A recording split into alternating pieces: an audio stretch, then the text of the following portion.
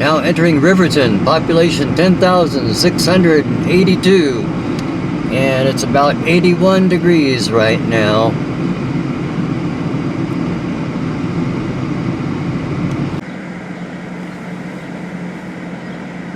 Gun owners for Trump, the flag says.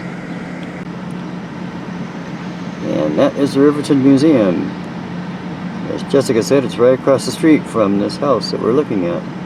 The first right. This is downtown Riverton. Oh, there's a really cool car behind us. Wow, I wish I could turn the camera around and get a shot of it. Okay, we're going to be going through downtown Riverton here. This is also how you get to Yellowstone and the Tetons from this area. Okay. Look, downtown. There's the Daylight Donuts and Ice Cream. I saw a sign for the Sand Creek Massacre Trail. Yeah, we've been seeing that in almost every city we've been in Wyoming. Going as far back as Cheyenne. Now we're going to get a red light.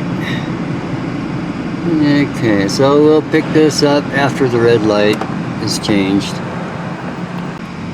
Continuing on, downtown.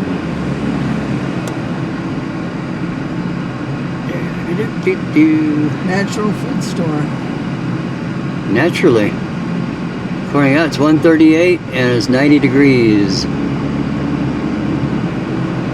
Our hotel is just up over the bump. There's the theater. In 1 mile, arrive at 611 West Main Street on the left. And that's downtown Riverton, Wyoming. Apparently this is our hotel in Riverton, and Jessica seems to think that this building is falling apart and collapsing. So if you're just talking about that one pillar, it's not going to take down the whole building. Doesn't look condemned.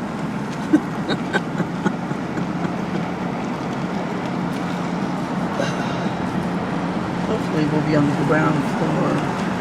Where everything, all the rubble falls on top.